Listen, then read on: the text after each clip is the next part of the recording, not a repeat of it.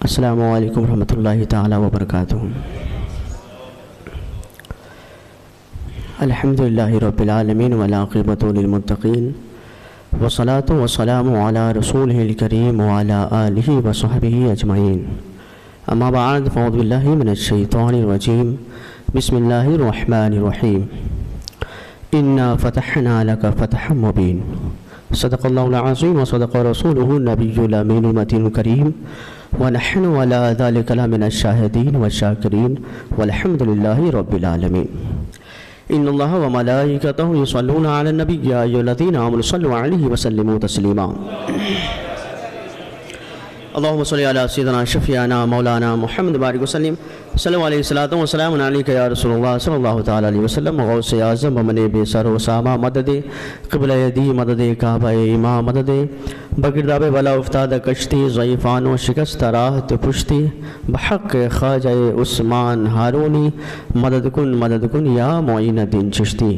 قادریہ منارے یا غوث اعظمی زنم، دمز شیخ احمد رضا خان قطب عالمی زنم، دمز شیخ اختر رضا خان قطب عالمی زنم۔ سرور کہوں کہ مالک و مولا کہوں تجھے، باغ خلیل کا گل زیبا کہوں تجھے، تیرے تو وصف بے تناہی سے ہے بھری، حیران ہوں میرے شاہ میں کیا کیا کہوں تجھے۔ لیکن رضا نے ختم سخن اس پہ کر دیا، خالق کا بندہ خلق کا آقا کہوں تجھے۔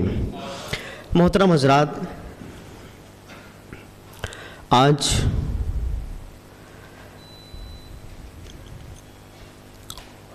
رمضان مبارک کے اخیر عشرے کا پہلی تاخرات ہے۔ تاخرات اللہ تبارک و تعالیٰ نے اپنے محبوب کے گنہگار امتیوں کے لیے دیا ہے۔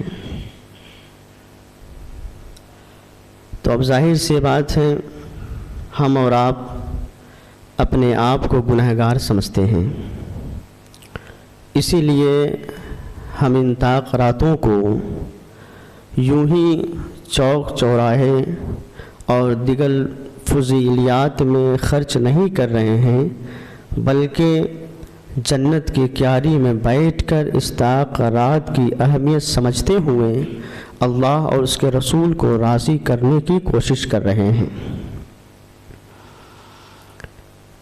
میں نے آیت کریمہ کی تلاوت کی، انا فتحنا لک فتحا مبین۔ اللہ رب العزت فرماتا ہے کہ اے محبوب، ہم نے آپ کو روشن فتح عطا فرمائی۔ نبی پاک صلی اللہ تعالی علیہ وسلم جب مکہ مکرمہ سے ہجرت کر مدینہ شریف جا رہے تھے اور ساتھ میں حضرت ابو بکر صدیق تھے، تو بار بار خانہ کعبہ کی طرف دیکھ رہے تھے۔ جب بار بار خانہ کعبہ کو دیکھتے تو نبی پاک صلی اللہ تعالی علیہ وسلم فرمانے لگتے، اے خانہ کعبہ، اگر یہاں کے کفار و مشرکین مجھ پر ظلم نہ کرتے تو ہم تجھے چھوڑ کر نہ جاتے۔ یہاں تک کہ میرے آقا کریم صلی اللہ تعالی علیہ وسلم خانہ کعبہ کے قریب گئے اور خانہ کعبہ کی چابی عثمان بن طلحہ کے پاس تھا۔ حضور فرماتے ہیں، اے عثمان بن طلحہ، آپ مجھے چابی دے دیں تاکہ ہم خانہ کعبہ کے اندر داخل ہو سکے۔ تو عثمان بن طلحہ نے چابی دینے سے انکار کر دیا، تو میرے آقا ارشاد فرماتے ہیں، اے عثمان بن طلحہ، یاد رکھو ایک وقت آئے گا جب یہ چابی میرے ہاتھ میں تم خود لا کر دو گے، اور اس وقت میں جسے چاہوں گا اسے وہ چابی دوں گا۔ نبی پاک صلی اللہ تعالی علیہ وسلم حضرت ابو بکر صدیق کے ساتھ مدینہ منورہ چلے گئے، لیکن کفار و مشرکین باز نہ آئے، پریشان کرتے رہیں، یہاں تک کہ 2 ہجری میں جنگ بدر واقع ہوا۔ پھر جنگ بدر کے بعد کفار و مشرکین بری طرح شکست ہو گئے۔ پھر انہوں نے منصوبہ بنایا کہ پھر جنگ کی جائے، تو پھر دوبارہ جنگ وحد ہوئے۔ پھر اس کے بعد کئی جنگیں ہوئیں، 6 ہجری میں، اب میں آپ کو یہ بتانے جا رہا ہوں کہ نبی پاک صلی اللہ تعالیٰ علیہ وسلم کو فتح مکہ کب نصیب ہوا، اور ہم مسلمانوں کو یہ دین یاد کر کر کیوں فخر محسوس ہوتا ہے۔ جو آج کا دن 20 رمضان گزرا، یہ دین بہت ہی خوبیوں کا حامل رکھتا ہے۔ نبی پاک صلی اللہ تعالیٰ علیہ وسلم 6 ہجری میں 1400 اصحاب کرام کو لے کر مکہ مکرمہ عمرہ شریف کے لیے نکلے۔ 600 صحابہ کرام۔ اب بتائیے کہ جنگ بدر میں صرف 313 تھے، 2 ہجری میں 4 ہجری میں 1400 اصحاب کو لے کر عمرہ کے لیے جا رہے ہیں۔ 4 سال اور 1400 اصحاب کے علاوہ نہ جانے کتنے صحابہ اور کتنی خواتین، کتنے بچے ایمان لے کر آئے، وہ سب مدینے میں ہیں، اور میرے مصطفیٰ صلی اللہ تعالیٰ علیہ وسلم 1400 اصحاب کرام کو لے کر عمرہ شریف کے لیے گئے۔ تو کس قدر امپلیمنٹ ہوا، کس طرح نبی پاک صلی اللہ تعالیٰ علیہ وسلم نے اپنی تبلیغی معاملات کو بڑھایا، اور کس قدر کفار و مشرکین، مہاجروں، انصاری نبی پاک صلی اللہ تعالیٰ علیہ وسلم پر ایمان لائے۔ 1400 اصحاب کرام نبی پاک صلی اللہ تعالیٰ علیہ وسلم کے ساتھ عمرہ کے لیے نکلے۔ جب آپ وہاں سے چلے تو مقام حدیبیہ کے پاس نبی پاک صلی اللہ تعالیٰ علیہ وسلم اپنا قیام فرمایا۔ جب آپ مقام حدیبیہ میں اپنا قیام کیا تو حضرت عثمان غنی سے میرے مصطفیٰ فرماتے ہیں، اے عثمان غنی، آپ سب سے پہلے مکہ جائیے اور وہاں کے کفار و مشرکین سے آپ کہیے کہ اے کفار و مشرکین، نبی پاک صلی اللہ تعالیٰ علیہ وسلم عمرہ کے غرض سے اپنے اصحاب کے ساتھ مدینہ منورہ سے نکل کر مقام حدیبیہ پر موجود ہے، اگر تم اجازت دیتے ہو تو مصطفیٰ کریم صلی اللہ تعالیٰ علیہ وسلم اپنے اصحاب کے ساتھ وہ آ کر عمرہ کر لیں گے۔ میرے آقا کریم صلی اللہ تعالیٰ علیہ وسلم جیسے حضرت عثمان غنی رضی اللہ تعالیٰ عنہ کو یہ فرمان دے کر مکہ مکرمہ بھیجے۔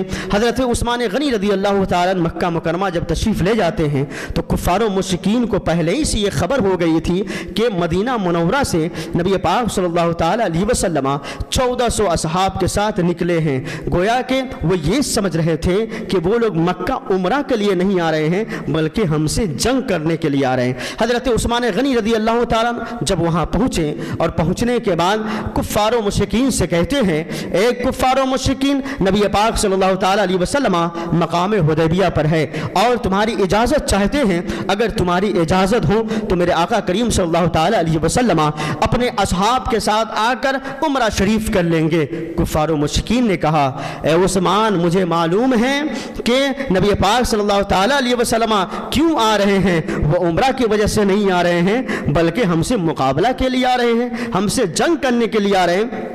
حضرت عثمان غنی نے کہا کہ اے کفار و مشرکین، اے سرداران قریش، ایسا کچھ نہیں ہے، بس وہ عمرہ کے غرض سے آ رہے ہیں، اگر آپ اجازت دیتے ہیں تو میرے آقا اپنے اصحاب کے ساتھ آئیں گے۔ لیکن سرداران قریش نے کہا، اے عثمان، اگر تجھے عمرہ ہی کرنا ہے تو آپ آئیے اور عمرہ کر لیجئے اور آپ چلے جائیے، ان کو اجازت نہیں ہوگی، ہاں میری کچھ معاہدے ہوں گے، اس معاہدے کے بعد ہم ضرور اجازت دیں گے۔ حضرت عثمان غنی کا جواب سنیے۔ حضرت عثمان غنی کہتے ہیں، اے سرداران قریش، اے کفار و مشرکین، سنو، میں نبی پاک کو چھوڑ کر اکیلا خانہ کعبہ کا طواف نہ کروں گا، اگر میں طواف کروں گا تو اس حال میں کروں گا کہ آگے آگے میرے مصطفیٰ ہو، پیچھے پیچھے عثمان غنی ہو، تب جا کے ہم خانہ کعبہ کا طواف کریں گے اور عمرہ کریں گے۔ میرے عثمان غنی کو چانس ملا، اس کے باوجود بھی آپ عمرہ نہ کیے، کیوں؟ کعبے کا کعبہ میرے مصطفیٰ ہے، کعبے کا کعبہ میرے مصطفیٰ ہے۔ جب مصطفیٰ کریم صلی اللہ تعالیٰ علیہ وسلم ہمارے ساتھ نہ ہوگے تو ہمارا عمرہ کیا کارگر ہوگا۔ حضرت عثمان غنی رضی اللہ تعالیٰ جیسے ابھی وہاں گفتگو کر رہے ہیں، ادھر ہوا چلی، میرے آقا کریم صلی اللہ تعالیٰ علیہ وسلم سے کچھ لوگوں نے آ کے کہا کہ عثمان غنی کو آنے میں تاخیر ہو گئی، ایسا ہو سکتا ہے کہ ان کو شہید کر دیا گیا ہو۔ میرے آقا کریم صلی اللہ تعالیٰ علیہ وسلم تو غیب دان نبی ہیں، میرے مصطفیٰ تو مدینہ میں رہ کر مکے کی خبر رکھتے تھے، تو بتائیے مقام حدیبیہ پر رہ کر مکے کی خبر کیوں نہ رکھے؟ نبی پاک صلی اللہ تعالیٰ علیہ وسلم کہتے ہیں کہ عثمان غنی قتل نہیں کیے گئے ہیں۔ سنو، میرے آقا کریم صلی اللہ تعالیٰ علیہ وسلم تمام صحابہ کو حکم دیے تم بیعت کرو، وہ وہی بیعت رضوان ہے۔ نبی پاک صلی اللہ تعالیٰ علیہ وسلم کی بارگاہ میں سب لوگ بیعت کرنے لگے، تو میرے آقا کریم صلی اللہ تعالیٰ علیہ وسلم جب سب کی بیعت کر لیے تو آپ ایک ہاتھ کو لیا اور کہا سنو، یہ عثمان کا ہاتھ ہے اور میں عثمان کے ہاتھ پر اپنا ہی ہاتھ رکھ کر بیعت کرتا ہوں۔ عثمان غنی رضی اللہ تعالیٰ جب تشریف لائے اور صحابہ نے ان سے کہا عثمان جانتے ہو تجھے مصطفیٰ نے اپنا ہاتھ بتایا ہے۔ حضرت عثمان غنی اپنے ہاتھ کو بلند کرتے ہیں اور چاروں طرف پھرتے ہیں، کہتے سنو سنو، میرے مصطفیٰ نے میرے اپنے ہاتھ کو میرے طرف منسوب کر دیا، اپنے ہاتھ کو عثمان کا ہاتھ کہا ہے، اور خوب فخر کرنے لگے۔ نبی پاک صلی اللہ تعالیٰ علیہ وسلم جب حضرت عثمان غنی سے پوچھا تو کہتے ہیں وہ لوگ معاہدہ کرنا چاہتے ہیں۔ نبی پاک صلی اللہ تعالیٰ علیہ وسلم نے کہا ٹھیک ہے، اگر وہ معاہدہ کرنا چاہیں تو ہم معاہدہ کر لیں گے۔ بتائیے تو صحیح، نبی پاک صلی اللہ تعالیٰ علیہ وسلم اگر چاہتے تو 1400 اصحاب کے ساتھ چلے جاتے، کسی کی اجازت کی ضرورت نہیں تھی، لیکن کیا مصلحت تھی؟ یہ بھی ایک بہت بڑی چیز ہے، جب انسان صبر کرتا ہے تو پھر وہ مقام حاصل ہوتا ہے جو مقام فتح مکہ کے شکل میں ہمیں نظر آتا ہے۔ نبی پاک صلی اللہ تعالیٰ علیہ وسلم نے کہا ٹھیک ہے، اگر وہ معاہدہ چاہتے ہیں تو ہم انہیں دیتے ہیں۔ پوچھا گیا بتائیے کیا معاہدہ ہے؟ تو انہوں نے کہا کہ آپ کو اس سال عمرہ کرنے نہیں آنا پڑے گا۔ دوسری چیز یہ ہے کہ ہمارے اور آپ کے درمیان 10 سال کوئی جنگ نہیں ہوں گے۔ تیسری چیز یہ ہے کہ جنگ تو دونوں میں نہیں ہوں گے، لیکن اگر جس کے ساتھ قبیلہ مل گیا اس کے ساتھ بھی جنگ نہیں کیا جائے گا۔ اب جب یہ شرطیں رکھ دی گئی، معاہدہ قائم ہو گئی، تو اب 2 قبیلے تھے، ایک قبیلہ ابی بکر اور ایک قبیلہ خزاعہ، بنی خزاعہ، یہ دونوں قبیلے تھے۔ قبیلہ بی بکر یہ قریش کے ساتھ مل گئے، اور قبیلہ بنو خزاعہ یہ نبی پاک صلی اللہ تعالیٰ علیہ وسلم سے مل گئے۔ اب یہ دونوں ایک دوسرے سے مل گئے تو اب صورتحال یہ رہا کہ اب ان سے بھی مقابلہ نہیں کیا جائے گا، ان سے بھی جنگ نہیں کی جائے گی، 10 سال تک کوئی جنگ نہ ہوں گے۔ نبی پاک صلی اللہ تعالیٰ علیہ وسلم پر کیا گزرا ہوگا سوچے ذرا۔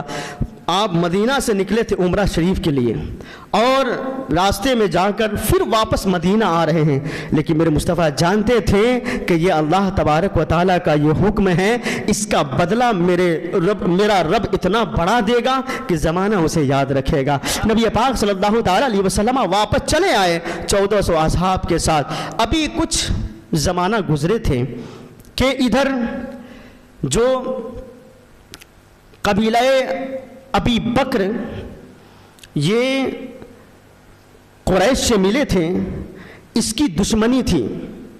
قبیلہ ابی بکر کی دشمنی قبیلہ بنو خزاعہ سے تھی۔ تو نبی پاک صلی اللہ تعالیٰ علیہ وسلم کہاں تھے؟ مدینہ منورہ میں۔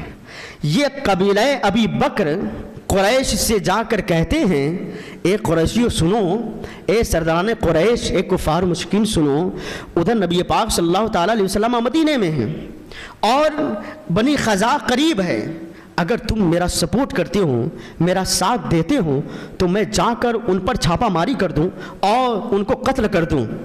اب اس وقت قریش کو یہ کہنا تھا کہ ہمارا معاہدہ نبی پاک صلی اللہ تعالیٰ علیہ وسلم سے ہوا ہے کہ 10 سال تک ہمیں جنگ نہیں کرنی ہے، یہ بات اس کو کہنی چاہیے تھی، لیکن کفار تو ایسا کافر ہے کہ کبھی وہ دوست نہیں ہو سکتا، وہ کبھی آپ کا دوست نہیں ہو سکتا۔ ادھر ادھر کی باتیں کہہ کر آپ کو بہلانے پھولانے کی کوشش کرے گا، بڑا ادھر ادھر گھمائے پھرائے گا، لیکن وہ آپ کا کبھی دوست نہیں ہو سکتا، وہ آپ کے بارے میں کبھی اچھا نہیں سوچ سکتا۔ اس نے کہا اگر ایسی بات ہے تو ٹھیک ہے، میں تجھے تلوار دیتا ہوں، منع نہیں کیا۔ کیا کہتا ہے؟ میں تجھے تلوار دیتا ہوں، میں تجھے اپنے آدمی دیتا ہوں، جاؤ اور بنو خزاعہ کو قتل کرو۔ اور یہ قبیلہ ابی بکر اور ان قریش کے ساتھ جا کر بنو خزاعہ کو قتل کرنے لگے، بہت لوگوں کو کاٹ ڈالا، بہتوں کو مار ڈالا اور اس کے بعد واپس آ گئے۔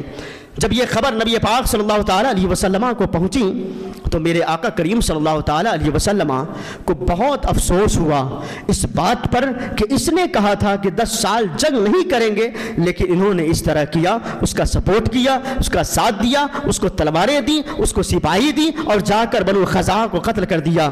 نبی پاک صلی اللہ تعالیٰ علیہ وسلم ایک قاصد کو کہتے ہیں کہ جاؤ تم کفار و مشرکین کے پاس، سرداران قریش کے پاس جاؤ اور میرا پیغام کہہ دو، میرا پیغام اور میرے 3 شرائط ہیں، جاؤ اسے کہہ دو۔ اب نبی پاک صلی اللہ تعالیٰ علیہ وسلم کا قاصد نبی پاک کے 3 شرطوں کو لے کر قریش کے پاس گئے۔ قریش سے وہ قاصد کہتا ہے کہ نبی پاک صلی اللہ تعالیٰ علیہ وسلم کی پہلی شرط یہ ہے کہ جنہوں نے قتل کی ہے بنو خزاعہ کے، ان قاتلوں کو کاٹ ڈالا جائے، اس سے بھی قصاص لیا جائے، اسے بھی مار دیا جائے۔ دوسری چیز یہ ہے کہ آپ ابو بکر کا ساتھ دینا چھوڑ دیجئے، اسے الگ کر دیجئے۔ تیسری چیز، اگر آپ نہیں مانیں ان دونوں باتوں کو تو پھر اعلان کر دیجئے کہ مقام حدیبیہ میں جو معاہدہ ہوا ہے وہ ٹوٹ گیا، وہ ختم ہو گیا، کم سے کم یہ کہہ دیجئے۔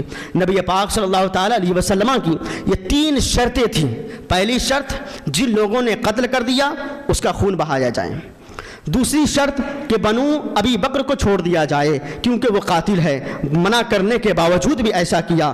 تیسری شرط یہ ہے کہ وہ اعلان کر دیں کہ اب جو معاہدہ ہوا ہے وہ معاہدہ ٹوٹ جائے، وہ ختم ہو جائے۔ اب یہ قریش کہنے لگے، اے قاصد سنو، جاؤ اپنے محمد عربی صلی اللہ تعالیٰ علیہ وسلم کو کہہ دو کہ ہم 2 شرط نہیں مانیں گے، 2 شرط نہیں مانیں گے، یعنی کہ جنہوں نے قتل کیا اسے ہم قتل نہیں کریں گے، اس کا خون نہیں بہائیں گے۔ دوسری شرط، ہم قبیلہ بنو بکر کو نہیں چھوڑیں گے۔ ہاں، تیسری چیز ہے کہ ہم اعلان کرتے ہیں کہ ہم اس معاہدہ کو توڑ دیے، اس معاہدہ کو جو مقام حدیبیہ میں ہوا، اس معاہدہ کو ہم توڑتے ہیں۔ اب جیسے ہی قاصد واپس نبی پاک صلی اللہ تعالیٰ علیہ وسلم کی بارگاہ میں آیا اور کہنے لگے کہ قریش معاہدہ کو توڑتا ہے، جنہوں نے جو وعدہ کیا تھا اس وعدہ خلاف جا کر وعدہ خلافی کرتا ہے، وعدہ کو توڑتا ہے۔ نبی پاک صلی اللہ تعالیٰ علیہ وسلم نے سنا، اور اس وقت کا عالم کیا تھا کہ اس وقت صحابہ بہت بڑھ گئے تھے۔ نبی پاک صلی اللہ تعالیٰ علیہ وسلم بہت صحابہ اور تلواریں، گھوڑے، اونٹیں اتنی ہو گئی تھی، بہت مضبوط ہو گئے تھے۔ نبی پاک صلی اللہ تعالیٰ علیہ وسلم نے کہا اگر ایسی بات ہے تو ٹھیک ہے۔ ادھر کچھ قریش کے سرداران کو جب بات معلوم ہوئی کہ حضور کے قاصد آئے تھے اور ان سے کہا گیا ہے کہ معاہدہ توڑ دیا جائے، تو یہ قریش سب لوگ آپس میں بیٹھ کر باتیں کرنے لگے۔ اب پہلا والا حال نہ رہا، جب وہ 313 تھے تو ہمیں پچھاڑ دیا، اب تو بہت ہے، اب کیا ہوگا؟ اب کیا ہوگا؟ تم نے معاہدہ توڑ دیے، جب 313 تھے تو ہماری حالت خراب کر دی، ہمارے بڑے بڑے پہلوان مار دیے گئے، اور آج تو بہت ہیں، وہ سینکڑوں میں ہیں، اب ہمارا کیا حال ہوگا؟ تو تمام سرداران قریش بیٹھ کر ابو سفیان کو تیار کرتے ہیں۔ ابو سفیان آپ جائیے، رازداری کے ساتھ نبی پاک صلی اللہ تعالیٰ علیہ وسلم سے ملیے اور ان سے پھر نئے کوئی معاہدہ پر بات کیجئے۔ ابو سفیان آئے، آنے کے بعد دوسرے نئے معاہدہ پر بات کرنے کی کوشش کی، لیکن نبی پاک صلی اللہ تعالیٰ علیہ وسلم نے رد فرما دیا، منع فرما دیا۔ ابو سفیان واپس چلے گئے۔ ادھر نبی پاک صلی اللہ تعالیٰ علیہ وسلم جنگ کی تیاری کرنا شروع کر دیے، جنگ کی تیاری کرنا شروع کر دیے۔ صحابہ سے کہیں جنگ کی تیاری کرو، اپنے اوزار کو تیز کرو، اپنے تلوار کو تیز کرو، اور نبی پاک صلی اللہ تعالیٰ علیہ وسلم حضرت عائشہ صدیقہ رضی اللہ تعالیٰ عنہا سے کہتے ہیں اے عائشہ تلواریں نکالو اور اس پہ جو زنگ لگے ہیں اسے دور کرو، صاف کرو۔ اور نبی پاک صلی اللہ تعالیٰ علیہ وسلم کسی کو کچھ نہیں بتا رہے ہیں کہ جنگ کس سے کرنا ہے، یہ نہیں بتا رہے ہیں کہ جنگ کس سے کرنا ہے، اتنا ضرور کہہ رہے ہیں کہ جنگ کی تیاری کرو۔ حضرت ابو بکر صدیق رضی اللہ تعالیٰ جو حضور صلی اللہ تعالیٰ علیہ وسلم کے ساتھ ہمیشہ رہتے تھے، میرے آقا کریم صلی اللہ تعالیٰ علیہ وسلم حضرت ابو بکر صدیق کو بھی کچھ نہیں کہا، انہیں بھی کچھ نہیں کہا کہ جنگ کس سے کرنی ہے۔ تو حضرت ابو بکر صدیق جو ساتھ میں رہتے تھے ان کو بھی حضور نے کچھ نہیں کہا، تو بتائیے ان کے دماغ میں طرح طرح کی باتیں آئیں گی کہ حضور صلی اللہ تعالیٰ علیہ وسلم کسی کو کچھ نہیں کہیں کہ کس سے جنگ کرنی ہے، مجھ کو بھی نہیں کہیں، ہم تو ساتھ میں رہتے ہیں۔ تو ظاہر سی بات ہے حضرت ابو بکر صدیق رضی اللہ تعالیٰ عنہ کی بیٹی حضرت عائشہ صدیقہ ہے۔ حضرت ابو بکر صدیق رضی اللہ تعالیٰ اپنے گھر سے میرے آقا کریم صلی اللہ تعالیٰ علیہ وسلم کے گھر تشریف لائے اور اپنی بیٹی حضرت عائشہ کو دیکھا کہ وہ تلوار کو تیز کر رہی ہے۔ حضرت ابو بکر صدیق آئے اور کہنے لگے اے عائشہ صدیقہ کیا کر رہی ہو؟ حضرت عائشہ کہتی ہے اے میرے ابا حضور میں جنگ کی تیاری کے لیے نبی پاک نے فرمایا ہے تو ہم تلوار کو ٹھیک کر رہے ہیں، اسے تلوار کو سیکل بنا رہے ہیں، زنگ کو دور کر رہے ہیں۔ تو حضرت ابو بکر صدیق کہتے ہیں مجھے نہیں معلوم، ہو سکتا ہے میری بیٹی عائشہ کو معلوم ہوگا کہ کس سے جنگ کرنی ہے۔ حضرت ابو بکر صدیق نے اپنی بیٹی حضرت عائشہ سے کہتے ہیں اے عائشہ یہ بتاؤ جنگ کس سے کرنی ہے، جنگ کس سے کرنی یہ تو بتاؤ۔ تو حضرت عائشہ کہتی ہے مجھے بھی نہیں معلوم جنگ کس سے کرنی ہے، بس مجھے اتنا کہا گیا ہے تیاری کرو۔ حضرت ابو بکر صدیق رضی اللہ تعالیٰ واپس آ گئے۔ ادھر نبی پاک صلی اللہ تعالیٰ علیہ وسلم صحابہ کو تیاری کے لیے گئے، صحابہ تیاری کر رہے ہیں۔ حضرت عائشہ صدیقہ کا جواب سن کر حضرت ابو بکر صدیق بھی چلے گئے اور سمجھ گئے کہ نبی پاک صلی اللہ تعالیٰ علیہ وسلم اس بات کو راز رکھنا چاہتے ہیں، اسی لیے کسی کو نہیں کہے ہیں۔ ادھر مکہ مکرمہ سے بنی ہاشم کے خاندان کی ایک باندی جس کا نام سارہ تھا، وہ مکہ مکرمہ سے مدینہ منورہ آئی، اور وہ آئی جیسے تو حضور صلی اللہ تعالیٰ علیہ وسلم کو خبر پہنچی کہ مکہ مکرمہ سے ایک باندی آئی ہے جس کا نام سارہ ہے، وہ بنی ہاشم خاندان سے تعلق رکھتی ہے۔ نبی پاک صلی اللہ تعالیٰ علیہ وسلم ارشاد فرماتے ہیں تو ٹھیک ہے اس کو بلا کر لے کر آؤ۔ نبی پاک صلی اللہ تعالیٰ علیہ وسلم کی بارگاہ میں جب اس باندی سارہ کو لایا گیا تو اس وقت حضور صلی اللہ تعالیٰ علیہ وسلم ارشاد فرماتے ہیں کہ اے سارہ یہ بتاؤ کیا تم ایمان لے آئی ہے؟ تو سارہ وہ کہتی ہے کہ ہم ابھی ایمان نہیں لائے ہیں۔ نبی پاک صلی اللہ تعالیٰ علیہ وسلم ارشاد فرماتے تو پھر کیا تم مکہ مکرمہ سے ہجرت کر کر مدینہ آئی ہو، یعنی کہ اب مکہ چھوڑ کر مدینہ میں رہنا ہے؟ تو وہ سارہ کہتی ہے نہیں میں ہجرت کر کے بھی نہیں آئی ہوں۔ تو نبی پاک صلی اللہ تعالیٰ علیہ وسلم ارشاد فرماتے ہیں نہ تو ایمان لائی ہے نہ ہجرت کی ہے، تو بتاؤ تو صحیح آئی کیوں ہو؟ تو وہ سارہ کہتی ہے کہ میں غریب ہوں، مسکین ہوں، میرے پاس کچھ نہیں ہے، میں اس لیے آئی ہوں تاکہ آپ کے یہاں میری مدد کی جائے۔ آپ سب کی مدد کرتے ہیں، آپ نہیں دیکھتے کہ کون اپنا ہے کون بیگانہ ہے، آپ سب کی مدد کرتے ہیں، اس لیے ہم آپ کے پاس آئے ہیں۔ جیسے نبی پاک صلی اللہ تعالیٰ علیہ وسلم نے سنا تو ابن عبد المطلب کے لوگوں نے خدمت کی اور اسے کپڑے دیے، اسے پیسے دیے، اور دینے کے بعد اب وہ جب چلنے لگی تو ادھر حضرت حاتم بن ابی بطعہ رضی اللہ تعالیٰ، حضرت حاتم یہ اس عورت کے پاس آئے اور آنے کے بعد انہوں نے 10 دینار دیا اور ایک خط دیا، 10 دینار اور ایک خط۔ ادھر کسی کو کچھ نہیں معلوم تھا، لیکن حضرت حاتم رضی اللہ تعالیٰ 10 دینار دیا اور ایک خط دیا، یہ خط لے جاؤ اور قریش کے سرداروں کو دے دینا، کیونکہ تم مکہ جا رہی ہو، اسے دے دینا۔ اب وہ عورت اس خط کو لے کے نکلی ہے اور اس خط میں کیا لکھا تھا؟ اس خط میں لکھا تھا کہ ادھر محمد عربی صلی اللہ تعالیٰ علیہ وسلم جنگ کی تیاری کر رہے ہیں، تم سے جنگ کرنا چاہتے ہیں، تم اپنی تدبیر کر لو، یعنی ادھر کی بات ادھر بتانا چاہ رہے تھے۔ خط میں وہی لکھا تھا، اس خاتون کو دے دیا گیا، وہ خاتون پھر مکہ مکرمہ کے لیے نکل گئی۔ ادھر وہ جا رہی تھی اور ایک کنویں کے پاس وہ پہنچی تھی، ادھر نبی پاک صلی اللہ تعالیٰ علیہ وسلم کو علم ہو گیا، کیونکہ آپ تو غیب کی باتیں جانتے تھے۔ خط میں کیا لکھا ہے؟ لکھنے والے حضرت حاتم ہیں، خط لے جانے والی سارہ ہے، لیکن نبی پاک صلی اللہ تعالیٰ علیہ وسلم کو معلوم چل گیا کہ اس خط میں کیا لکھا ہے، دینے والا کون ہے، دیا کس کو گیا ہے، اور جس کو دیا گیا ہے ابھی وہ کہاں پہنچی ہے۔ نبی پاک صلی اللہ تعالیٰ علیہ وسلم سب جان گئے، حضرت علی کو بلایا اور کہا اے علی جاؤ، ایک خاتون ہے فلاں کنویں کے پاس، تجھے وہ ملے گی، وہاں جا کر اس سے خط پوچھنا، وہ خط لے کر مکہ مکرمہ جا رہی ہے اور اس خط کو لے کر میرے پاس آؤ۔ حضرت علی رضی اللہ تعالیٰ اپنے 2 اور صحابی کو لیتے ہیں اور اس عورت کے پیچھے پیچھے نکل گئے، یعنی اس کے طرف چلنے لگے جہاں وہ عورت گئی ہے۔ نبی پاک صلی اللہ تعالیٰ علیہ وسلم جیسے فرمایا تھا کہ ایسے مقام ہوں گے وہاں پر وہ عورت ملیں گی۔ جب حضرت علی اپنے 2 صحابی کے ساتھ جب پہنچے وہاں اور دیکھتے وہاں عورت کوئی موجود نہیں ہے، آپ کے ساتھ جو تھے انہوں نے کہا علی یہاں پر تو کوئی عورت نہیں ہے، ہمیں چاہیے کہ ہم واپس چلے جائیں۔ حضرت علی رضی اللہ تعالیٰ کہتے ہیں اے میرے صحابی سنو، جانے کی ضرورت نہیں ہے، حضور نے یہی کا کہا ہے، حضور نے یہی کا بتایا ہے وہ عورت یہی ملے گی جب تک کہ اس عورت کو نہیں ملتا اور اس سے خط نہیں لیتا اس وقت مدینہ میں واپس میں نہیں جاؤں گا۔ میرے مصطفیٰ نے یہی بتایا ہے، یہی وہ جگہ ہے۔ حضرت علی انتظار کرنے لگے، اچانک اس خاتون پہ نظر پڑی۔ میرے آقا کریم صلی اللہ تعالیٰ علیہ وسلم جس کے بارے میں بتایا تھا، حضرت علی رضی اللہ تعالیٰ قریب گئے اور جانے کے بعد اس خاتون کو پکڑا، اور پکڑنے کے بعد کہتے ہیں سنو تیرے پاس ایک خط ہے اور وہ خط تم مکہ مکرمہ لے کر جا رہی ہو، وہاں قریش کو دینا چاہتی ہو، کفار و مشرکین کو دینا چاہتی ہو، وہ خط واپس کرو۔ وہ خاتون انکار کرنے لگتی ہے کہ میرے پاس کوئی خط نہیں ہے، میرے پاس کوئی خط نہیں ہے۔ حضرت علی کہتے ہیں تم جھوٹی ہو سکتی ہے، میرے مصطفیٰ جھوٹے نہیں ہو سکتے۔ تم جھوٹی ہو سکتی ہو لیکن میرے مصطفیٰ جان رحمت جھوٹے نہیں ہو سکتے ہیں۔ جب میرے مصطفیٰ نے کہہ دیا کہ تیرے پاس خط ہے تو ہے، جلدی سے نکالو۔ جب نہیں نکال رہی تھی تو حضرت علی رضی اللہ تعالیٰ نے حکم دیا کہ اس کے گردن کو میرے سامنے لے کر آؤ۔ اس کو لے کر آیا گیا۔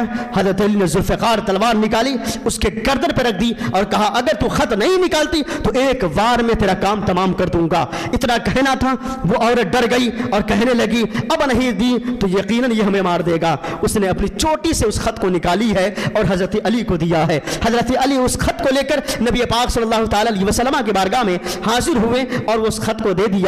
حضرت علی جیسے وہ خط کو دیے ہیں، نبی پاک صلی اللہ تعالیٰ علیہ وسلم اس خط کو دیکھتے ہیں تو وہی لکھا تھا، اور حضرت حاتب رضی اللہ تعالیٰ نے وہی لکھ کر بھیجا تھا کہ کفار و مشرکین تم آگاہ ہو جاؤ اور اپنی تدبیر اختیار کر لو، ادھر محمد عربی صلی اللہ تعالیٰ علیہ وسلم جنگ کی تم سے تیاری کر رہے ہیں۔ میرے آقا کریم صلی اللہ تعالیٰ علیہ وسلم بڑے چلان میں آئے اور آنے کے بعد کہتے ہیں حاتب کو بلا کر لاؤ۔ جیسے حضرت حاتب آتے ہیں، نبی پاک صلی اللہ تعالیٰ علیہ وسلم ارشاد فرماتے ہیں اے حاتب تم نے ایسا کیوں کیا؟ تم نے ایسا کیوں کیا؟ جس راز کو میں راز رکھ رہا تھا تم نے خط لکھ کر مکہ مکرمہ میں کیوں بھیجا؟ وہ صحابی تھے، نبی پاک صلی اللہ تعالیٰ علیہ وسلم کی بارگاہ میں عذر پیش کرنے لگے، یا رسول اللہ صلی اللہ تعالیٰ علیہ وسلم اصل مسئلہ یہ ہے کہ مکہ مکرمہ میں میرے خاندان ہیں، میرے بیوی بچے ہیں اور وہ ان کفار و مشرکین کے سرپرستی میں ہیں۔ میں یہ چاہ رہا تھا کہ یہ خط اگر بھیج دوں گا تو میرا وہ احسان مانے گا، اور میرا جب احسان مانے گا تو میرے بیوی بچوں پر ظلم نہ کرے گا، میرے خاندان پر ظلم نہ کرے گا۔ بس یہی وجہ تھی۔ میں تو جانتا ہوں کہ میرے مصطفیٰ کریم صلی اللہ تعالیٰ علیہ وسلم کو کوئی شکست نہیں دے سکتا ہے، اگر وہ خط بھی پہنچ جائے گا اس کے باوجود بھی آپ سے جیت نہیں سکے گا۔ یہی عقیدہ ہے میرا، ہم آپ کے ساتھ لڑیں گے یا رسول اللہ، لیکن بس یہی عذر ہے جس کی وجہ سے میں نے خط دیا۔ نبی پاک صلی اللہ تعالیٰ علیہ وسلم اس عذر کو قبول فرماتے ہیں اور حاتب کو کہتے ہیں ٹھیک ہے کوئی بات نہیں، لیکن یاد رکھنا نبی کے راز کو راز رکھنا، نبی کے راز کو راز رکھنا، فاش کرنے کی کوشش نہ کرنا، چاہے گھرانہ لٹ جائے، چاہے خاندان لٹ جائے، چاہے بیوی بچے لٹ جائیں، لیکن نبی کے راز کو راز رکھنا، اسے پردہ فاش نہ کرنا۔ حضرت حاتم وہاں سے نکلے ہیں، نبی پاک صلی اللہ تعالیٰ علیہ وسلم 10 رمضان مبارک کو 8 ہجری کو 10,000 صحابہ کے ساتھ اب مکہ کی طرف نکل رہے ہیں۔ 10,000 صحابہ کے ساتھ، ایک روایت میں 12,000 ہیں، تو 10,000 مدینہ سے نکلے تھے اور راستے میں جو قبیلے تھے جو نبی پاک صلی اللہ تعالیٰ علیہ وسلم پر اپنے جان کو قربان کرتے تھے وہ لوگ بھی شامل ہو گئے، تو 12,000 کا لشکر ہو گیا۔ 12,000 کا لشکر میرے مصطفیٰ ابو بکر صدیق کے ساتھ اکیلا آئے تھے نا، لیکن جب مکہ اب جا رہے ہیں تو 12,000 کا فوج ہے، اور ہر ایک اپنی جان کو نبی پاک پر قربان کرنے کی صلاحیت رکھتا تھا۔ 12,000 کا لشکر نبی پاک صلی اللہ تعالیٰ علیہ وسلم کے ساتھ نکلے۔ جب ایک میدان آیا جس کو مراؤن زہران کہتے ہیں، اس مقام پر نبی پاک صلی اللہ تعالیٰ علیہ وسلم صحابہ کے ساتھ پہنچے۔ اس میدان میں بہت بڑا میدان ہے، بہت بڑا میدان۔ اب ظاہر سی بات ہے کسی میدان میں 12,000 اپنے خیمے لگائے جائے تو کہاں سے کہاں تک اجالا ہوگا، ہر خیمے میں کچھ نہ کچھ تو جلے گا ہی، تو دور سے دیکھنے والا تو یہ دیکھے گا کہ ایک قبیلہ ہی ہے۔ ادھر ابو سفیان کو جاسوس بنا کر بھیجا گیا کہ پتہ چلا ہے کہ محمد عربی صلی اللہ تعالیٰ علیہ وسلم مکہ آ رہے، جا کر دیکھو کہاں پہنچے، لیکن اسے یہ خبر نہ تھی۔ ابو سفیان یہ جان رہے تھے کہ مدینہ سے نکلیں گے، لیکن یہ معلوم نہیں تھا کہ مدینہ سے نکل چکے ہیں۔ اور مرون زہران میں پہنچ چکے ہیں، یہ نہیں معلوم تھا۔ جب ابو سفیان اسی راستے سے گزر رہے تھے تو میدان کو دیکھا تو میدان بہت دور تک جگمگا رہا ہے، بڑے دور تک۔ تو انہوں نے سوچا یہ تو بہت بڑا میدان تھا، اتنی جلدی یہاں قبیلہ کیسے بس گئے؟ لیکن انہیں نہیں معلوم تھا کہ حضور صلی اللہ تعالیٰ علیہ وسلم ہیں اپنے صحابہ کے ساتھ۔ ابو سفیان تعاقب میں دیکھنے کے لیے گئے کہ دیکھتے ہیں کون لوگ ہیں۔ جیسے ہی قریب گئے تو حضرت عمر کی نظر پڑ گئی، کہا یہ خدا کا دشمن ہے، اسے پکڑو اور جانے نہ دو۔ حضرت عمر فاروق رضی اللہ تعالیٰ پہرا دے رہے تھے، آپ نے دیکھا، آواز لگائی، ابو سفیان ڈر گئے، کانپنے لگے اور انہیں پکڑ لیا گیا، حضور صلی اللہ تعالیٰ علیہ وسلم کی بارگاہ میں پیش کر دیا گیا۔ جیسے ہی پیش کیا تو نبی پاک صلی اللہ تعالیٰ علیہ وسلم نے حکم دیا، ابو سفیان کیا بات ہے، کیوں آئے ہو یہاں؟ کہا کہ ہم آپ کو دیکھنے آئے تھے، ہمیں خبر پہنچی ہے کہ آپ مدینہ منورہ سے نکل رہے ہیں، لیکن ہمیں یہ معلوم نہیں تھا کہ آپ مکہ سے قریب آ چکے ہیں۔ اتنے میں حضرت عمر کہتے ہیں یا رسول اللہ حکم دے تو یہ خدا کے دشمن کو میں گردن اڑا دوں، مار ڈالوں۔ تو نبی پاک صلی اللہ تعالیٰ علیہ وسلم ابھی حضرت عمر کی طرف دیکھ رہے تھے کہ آپ کے چچا حضرت عباس رضی اللہ تعالیٰ جو بدر کے میدان میں ایمان لائے تھے، انہوں نے کہا یا رسول اللہ صلی اللہ تعالیٰ علیہ وسلم میں نے ان کو امان دیا ہے، ان کی جان بخش دی جائے۔ نبی پاک صلی اللہ تعالیٰ علیہ وسلم ان کے جان کو بخش دیتے ہیں اور پھر ابو سفیان سے کہتے ہیں اے ابو سفیان اب بتاؤ کہ میرا خدا سچا ہے کہ تمہارا خدا سچا ہے؟ بتاؤ ابو سفیان کس کا خدا سچا ہے؟ تو ابو سفیان کہتے ہیں کہ آپ کا خدا سچا ہے، آپ کا خدا سچا ہے۔ کیوں؟ اس لیے کہ خدا آپ کا سچا اس لیے آپ کے ساتھ ہے، میرا خدا جھوٹا ہے، میرے ساتھ نہیں ہے۔ آپ اکیلے گئے تھے، 12,000 کا لشکر آپ کے ساتھ ہے اور ہم بہت تھے، بہت اتراتے تھے، ہمارے پاس کوئی نہیں ہے، تو خدا آپ کا سچا ہے، ہم جھوٹے ہیں، ہمارا خدا جھوٹا ہے۔ تو نبی پاک نے فرمایا کہ جب تمہارا خدا جھوٹا ہے تو پھر ایمان لے آؤ، پھر ایمان لے آؤ۔ تو کہتا ہمیں ابھی بھی آپ پر شبہ ہے۔ کتنا بڑا دشمن تھا آپ سوچیں، کہتا ہے خدا ہمارا جھوٹا ہے، آپ کا خدا سچا ہے، لیکن آپ پر ابھی بھی شبہ ہے۔ نبی پاک کو کہہ رہا ہے کہ آپ پر ابھی بھی شبہ ہے۔ نبی پاک صلی اللہ تعالیٰ علیہ وسلم فرماتے ہیں تیری یہ شبہ بھی دور ہو جائیں گی، یہ بھی تمہارے دور ہو جائیں گے۔ ابو سفیان گیا ہے مکہ مکرمہ، واپس لوٹا اور لوٹنے کے بعد نبی پاک صلی اللہ تعالیٰ علیہ وسلم ادھر تمام صحابہ کو لیے ہیں، کر و فر کے سار فاتحانہ انداز میں مکہ مکرمہ میں داخل ہونے لگے ہیں۔ سر پر کالے امامہ شریف ہیں اور القصوہ پہ اب سوار ہیں، اپنے سواری پر اور جا رہے ہیں۔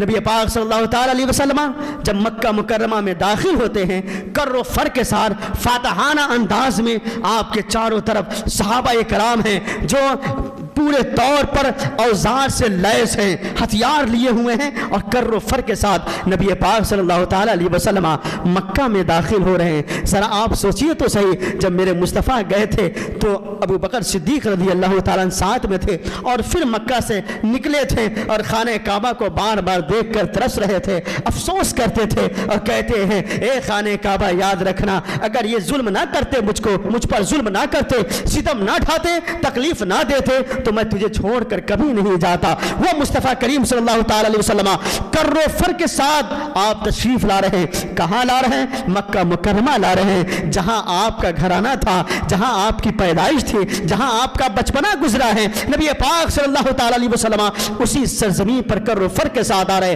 فاتحانہ انداز میں تشریف لا رہے ہیں۔ جیسے آپ مکہ مکرمہ میں داخل ہوتے ہیں، آپ صحابہ کو حکم دیتے ہیں اے میرے صحابیوں، میرا جھنڈا جنت المعلا کے قریب گاڑ دینا، میں وہی قیام کروں گا۔ اللہ اکبر۔ جنت المعلا میں کون ہے؟ حضرت خدیجہ کبریٰ رضی اللہ تعالیٰ عنہ ہے۔ نبی کس قدر حضرت خدیجہ کبریٰ رضی اللہ تعالیٰ عنہ سے محبت فرماتے ہیں، کہتے ہیں سب سے پہلے میرا جھنڈا اگر گڑے گا تو جنت المعلا کے قریب گڑے گا۔ نبی پاک صلی اللہ تعالیٰ علیہ وسلم ایک خط لکھتے ہیں حضرت خالد بن ولید سے اور کہتے ہیں خالد بن ولید تم میرے ساتھ نہ آنا، بلکہ مکہ مکرمہ کے بلائی حصہ کی طرف اپنے فوج بلائی حصہ کی طرف سے اپنے فوج کو لے کر آنا۔ حضرت خالد بن ولید بلائی حصہ سے تشریف لا رہے، نبی پاک صلی اللہ تعالی علیہ وسلم سامنے سے تشریف لائے۔ جیسے ہی نبی پاک صلی اللہ تعالی علیہ وسلم کر و فرض کے ساتھ 12,000 کا لشکر ہے اور آپ جیسے ہی خانہ کعبہ کی طرف چلے ہیں، ادھر جتنے کفار و مشرکین ہیں سب کانپنے لگے، سب ڈرنے لگے اور کہنے لگے اب ہمارا کیا ہوگا، اب ہمارا کیا ہوگا، اس لیے کہ وہ سب چیز یاد کر رہے تھے جو مصطفیٰ کریم صلی اللہ تعالی علیہ وسلم پر کیا تھا۔ میرے مصطفیٰ پر ظلم کیا تھا، میرے مصطفیٰ پر کو تکلیف دی تھی، میرے مصطفیٰ پر بہت ظلم و زیادتی اور ایذا رسائی کی تھی، اس لیے ڈر رہے تھے، خوف کھا رہے تھے اب کیا ہوگا، اب کیا ہوگا، لیکن نہیں جانتے ہیں کہ نبی پاک کو اللہ رب العزت نے رحمت للعالمین پیدا فرمایا ہے۔ وہ نہیں جانتے تھے ہم ظلم کریں گے لیکن وہ ظلم کا بدلہ پیار سے دیں گے، اسے نہیں معلوم تھا ہم بڑے ظلم و ستم کیے ہیں، ایذا دیے ہیں، لیکن میرے مصطفیٰ کریم صلی اللہ تعالی علیہ وسلم کی وہ ذات ہے کہ اللہ تبارک و تعالی یاسین بنا کر بھیجا، طہا بنا کر بھیجا، میرے مصطفیٰ صلی اللہ تعالی علیہ وسلم کو وہ مقام عطا فرمایا کہ کوئی گالی دیتا تھا تو میرے مصطفیٰ اسے دعا دیا کرتے تھے۔ میرے مصطفیٰ کریم صلی اللہ تعالی علیہ وسلم جیسے ہی مکہ مکرمہ میں داخل ہوتے ہیں، داخل ہونا تھا، ادھر سب لوگ پریشان ہیں، لیکن میرے آقا کریم صلی اللہ تعالی علیہ وسلم کے پہلا جملہ جو ادا ہوا، فرماتے ہیں کہ جس نے اپنے گھر کا دروازہ بند کر لیا اس کے لیے امان ہے۔ اب بتائیے جو ڈر رہے تھے کہ ہمیں قتل کر دیا جائے گا، ہمیں مار دیا جائے گا، اب ظاہر سی بات ہے کون ایسا بادشاہ ہوگا، کون ایسا سپہ سالار ہوگا جس کو ماضی میں تکلیف دی گئی ہو اور جب وہ حاکم بنا ہو تو چھوڑ دیا ہو؟ نہیں، وہ بھی ظلم کا بدلہ ظلم سے دیتا ہے۔ لیکن میرے مصطفیٰ کریم صلی اللہ تعالی علیہ وسلم نے فرمایا جس نے گھر کا دروازہ بند کر لیا اس کے لیے امان ہے، جس نے اپنے ہتھیار کو ڈال دیے اس کے لیے امان ہے۔ نبی پاک نے فرمایا کہ جو خانہ کعبہ کے اندر داخل ہو جائے اس کے لیے امان ہے۔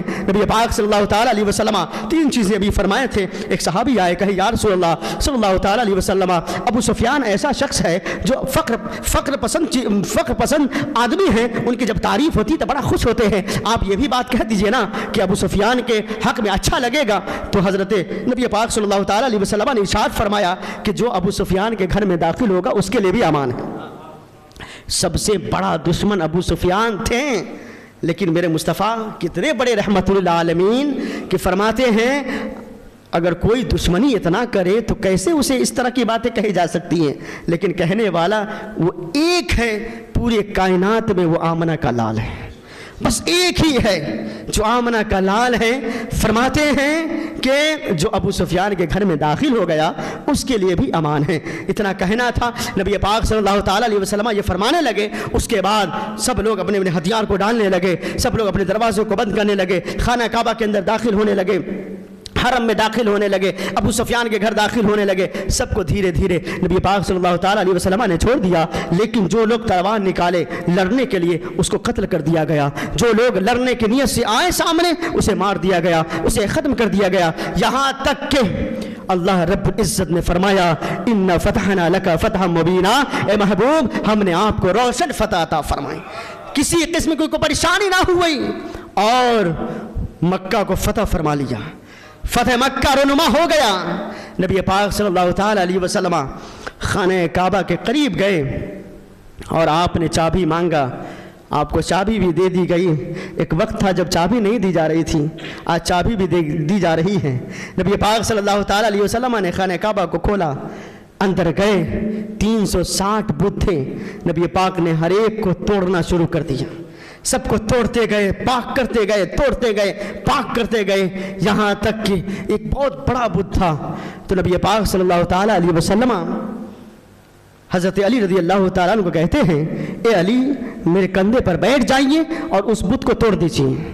تو حضرت علی نبی پاک صلی اللہ تعالی علیہ وسلم کے کندھے پر سوار ہوئے اور اس بت کو توڑ دیا، لیکن زمانہ کو میرے مصطفیٰ نے بتا دیا کہ علی جس کے کندھے پہ بیٹھ جائے اسے کوئی پچھاڑ نہیں سکتا۔ اور ادھر غار ثور میں حضرت ابو بکر صدیق کے کندھے پر میرے مصطفیٰ نے بیٹھا اور بیٹھ کے بتایا کہ جان لو میرے بعد اگر کوئی خلیفہ ہے تو ابو بکر صدیق ہے۔ تو حضرت علی نے توڑا، تمام 360 بتوں کو توڑ کر خانہ کعبہ سے باہر کر دیا گیا، صاف کر دیا گیا۔ پھر میرے مصطفیٰ کریم صلی اللہ تعالیٰ علیہ وسلم اللہ رب العزت کی بارگاہ میں سجدہ ریز ہوئے اور اللہ رب العزت کا شکریہ ادا کیا. اس کے بعد باہر نکلے اور نکلنے کے بعد اب وہ چابی پھر بلاتے عثمان بن طلحہ کو. تو عثمان بن طلحہ قریب آئے نبی پاک صلی اللہ تعالیٰ علیہ وسلم کے پاس تو گھبرانے لگے یہ سوچ کر کہ حضور صلی اللہ تعالیٰ علیہ وسلم کو میں نے چابی نہ دیا تھا تو حضور بھی مجھے چابی نہ دیں گے, لیکن میرا مصطفیٰ تو رحمت للعالمین ہے, بڑا معاف فرمانے والا ہے. میرے آقا کریم صلی اللہ تعالیٰ علیہ وسلم اس چابی کو لیے ہیں اور کہا عثمان بن طلحہ سنو یہ چابی تم ہی رکھو, تم ہی اس کی حفاظت کرو. قدموں میں گر گئے اور کہنے لگے یا رسول اللہ ایسا تو میں نے نہیں دیکھا جیسا آمنہ کا لال ہے, ہم نے آپ جیسا کسی کو نہ دیکھا ہے. اس قدر درگزر فرماتے ہیں سب سے پہلے مجھے کلمہ پڑھ کر مسلمان بنا دیجیے. حضرت عثمان بن طلحہ اسی وقت ایمان لے کر آ جاتے ہیں. پھر نبی پاک صلی اللہ تعالیٰ علیہ وسلم فرماتے اینا بلال, بلال کہاں ہیں, بلال کہاں ہیں؟ حضرت بلال آئے, نبی پاک فرماتے ہیں بلال آج تیرا حق ہے کہ خانہ کعبہ کے اوپر چڑھ جاؤ, خانہ کعبہ کے اوپر چڑھ جاؤ. میرے آقا کریم صلی اللہ تعالیٰ علیہ وسلم نے فرمایا بلال آج تیرا وقت ہے, خانہ کعبہ کے اوپر چڑھو اور اس پر چڑھ کر تم اللہ رب العزت کی کبریائی بیان کرو, اذان دو. حضرت بلال کو جیسے میرے مصطفیٰ نے کہا تو کچھ لوگ چینی کو یہ شروع کر دی, کہا بلال کو یہ غلام تھے, یہ غلام تھے, ان کو خانہ کعبہ پر چڑھایا جائے گا؟ جو معزز بڑے بڑے لوگ ہیں ان کو حکم نہیں دیا جا رہا ہے اور حضرت بلال کو حکم دیا جا رہا ہے کہ وہ خانہ کعبہ کے اوپر چڑھ کر اذان دیں.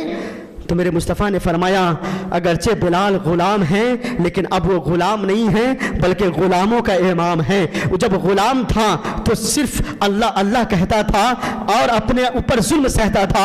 پھر اس وقت جب غلام تھا تو امیہ بن خلف ان پر ظلم کرتے تھے تو پھر نبی نبی کہتے تھے اور اپنے اوپر ظلم سہتے تھے.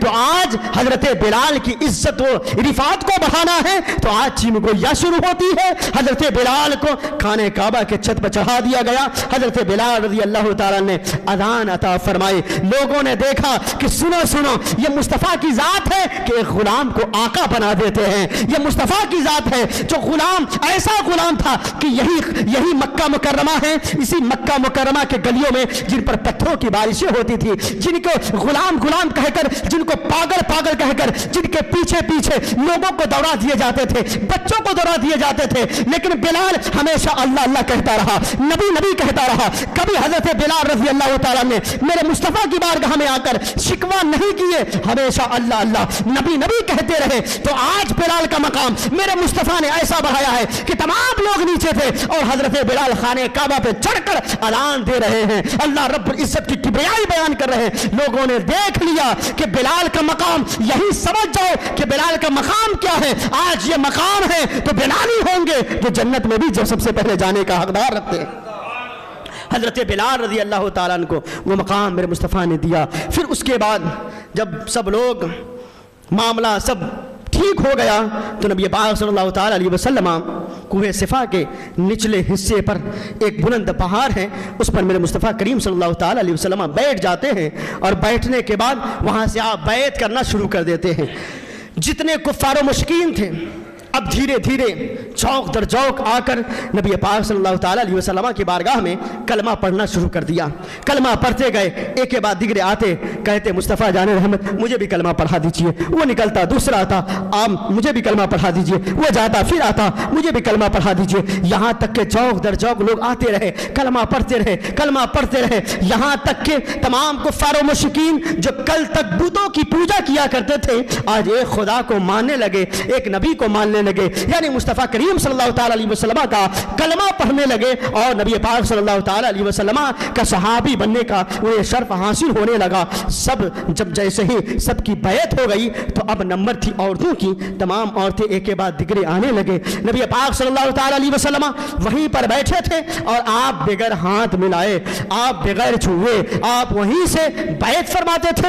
حضرت عمر رضی اللہ تعالیٰ نیچے کھڑے تھے. نبی پاک جو کلمہ دہراتے, جو نبی پاک کی زبان سے جو کلمہ ادا ہوتے تھے وہ حضرت عمر فاروق رضی اللہ تعالیٰ عنہ اسے دہرا دیا کرتے تھے، عورتیں سن لیتی چلی جاتی تھی۔ اب بتائیے اب جعلی پیروں کا کیا کہنا؟ جو جعلی پیر اپنے آپ کو پیر سمجھتا ہے اور عورتوں سے پاؤں دبواتا ہے، وہ جعلی پیر جو اپنے آپ کو پیر کہتا ہے اور ہاتھوں میں ہاتھ ڈال کر اسے بیعت کرتا ہے۔ حضرت عائشہ صدیقہ رضی اللہ تعالی عنہا سے مروی ہے، حضرت عائشہ صدیقہ رضی اللہ تعالی عنہا کہتی ہے کہ نبی پاک صلی اللہ تعالی علیہ وسلم جب بیعت فرما رہے تھے تو کسی بھی عورت کو آپ نے ہاتھ نہ لگایا۔